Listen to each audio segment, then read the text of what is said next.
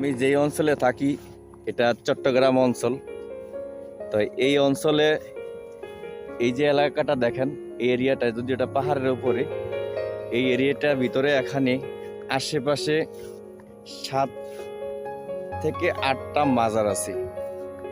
এই প্রত্যেকটা মাজারেই আমি ঘুরছি। তো এখানে মহসিন আউলিয়া একটা মাজার আছে। এই মাজারের সারমর্ম অনেক সুন্দর। মাজারের ভিতরে কোনো গাঞ্জা টাঞ্জা কোনো কিছু আপনি পাবেন না।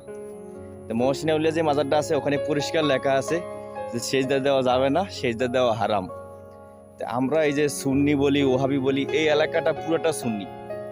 এই যে আপনারা যে এলাকাটা দেখতেছেন ওই এলাকাটা পুরোটা সুন্নি এবং এখানে 500 লন্ডনী ফ্যামিলি থাকে। তো ওইটা বলা আমার উদ্দেশ্য না। আমার উদ্দেশ্য আমরা যে সুন্নি ওহাবি এটা নিয়ে অনেক ভাগাভাগি করি। তাই সুন্নি ওহাবি আমি অতটুকু বুঝি না, এতটুকু মেসেজ আপনাদের দিতে চাই। মেসেজটা হলো যে আমরা যে ইসলাম এই উপমহাদেশে, ভারত উপমহাদেশে যে ইসলাম যে আমরা পেয়েছি, নবী করিম সাল্লাল্লাহু আলাইহি ওয়াসাল্লাম তার সাহাবীরা সরাসরি কেউ এখানে আসেন নাই। প্রথম এই সিলেট চট্টগ্রামের অধিকাংশ লোক নন মুসলিম হিন্দু ছিল, হিন্দু সম্প্রদায় ছিল। তো এই অঞ্চলটা পুরোটা এখানে অনেক অলিয়াল্লাহ আছে, মহসিন আউলিয়া আছে। আর সিলেটে শাহজালাল শাহপুরান, ওই পাশে মাঝবান্ডারি। তো এই সিলেটের ইয়ামেন দেশ থেকে এই শাহজালাল শাহপুরান আইসা এখানে ইসলাম প্রচার করছে এবং তাদের ইসলাম প্রচার করে এরা এই দেশেই থেকে গেছে এবং এখানেই মৃত্যুবরণ করছে। এবং এই ইসলাম প্রচারে কোনো আর্থিক কোনো সুবিধা ছিল না, এখানে কোনো লেনদেন ছিল না, কোনো টাকা পয়সা ছিল না। সম্পূর্ণ আল্লাহ এবং আল্লাহ রসুলের উপর ভিত্তি করে তারা এই ইসলাম প্রচার করছে। কিন্তু আপনি যদি বর্তমানে সমাজে দেখেন যে ইসলাম প্রচারের যে বর্তমানে নমুনা, এই নমুনা কপি একজন হুজুরকে আপনি একটা মাহফিলে দাওয়াত দিবেন, আগে কন্ট্যাক্ট করবে, অগ্রিম কন্ট্যাক্ট 1 লাখ 2 লাখ 50,000 10,000 20,000 নিচে তারা কোনো ইসলাম প্রচার করতে আসবে না।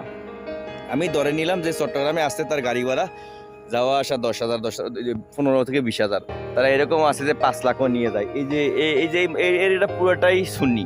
তবে আমি এই অনেক জায়গায় দেখছি মাজার ভাঙচুর করছে।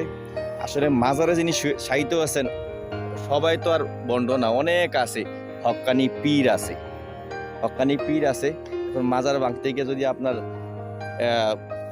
অনেকে অনেক কথা বলে, আমার মনে হয় যে অনেক কথা তো বলে, কিন্তু ইসলাম যে কিভাবে আসছে তাদের প্রতি কিন্তু আমাদের শ্রদ্ধা, রেসপেক্ট, ভালোবাসা বা মহব্বত এটা দেখানো অবশ্য কর্তব্য। মাজার যদি ইসলামে না থাকে, সবাই বৈশা যদি মনে করেন যে না এই মাজার রাখা যাবে না, তবে বৈশে যৌক্তিক সমাধানের মাধ্যমে, প্রশাসনের মাধ্যমে ভাঙে ফেলেন। কিন্তু আপনি অযথা গড়ে যেমনি মন সেমনি ভাঙ্গেলায় আসলে একটা বিশৃঙ্খলা সৃষ্টি হয়, এটা আসলে। আর আমরা ইসলাম বাইতুল মুকাররমে মারামারি দেখছি, যে বাইতুল মুকাররমের মতো জায়গায় হুজুরেরা মারামারি করে, এক গ্রুপ সুন্নি এক গ্রুপ ওয়াহাবি মারামারি। এই সাধারণ মুসল্লি, সাধারণ যে জনগণ হুজুরদের কাছে কি মেসেজ পায়?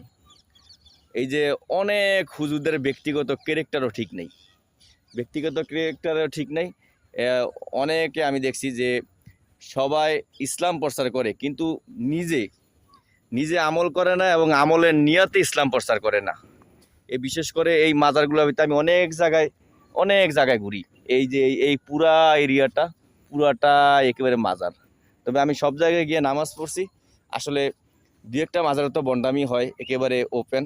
যেটি বন্ড এগুলো বন্ড বলতে হবে, আর যেগুলো ভালো এগুলো অবশ্যই স্মৃতি হিসাবে যে তারা এই দেশে ইসলাম প্রচার করছে, তাদের কবরটা যাতে চিহ্নিত থাকে যে তারা জীবন জৈবন দেশ সাইরা এই দেশে মানুষের কাছে ইসলাম প্রচার করছে। এবং তাদের প্রতি আমাদের নর্মাল যেই সম্মান বা সহানুভূতি বা ভালোবাসা এটা দেখানোর আমি মনে করি সবার দায়িত্ব। সবাই ভালো থাকবেন। ভিডিওটা অনেক বড় হয়ে গেছে। আল্লাহ হাফেজ।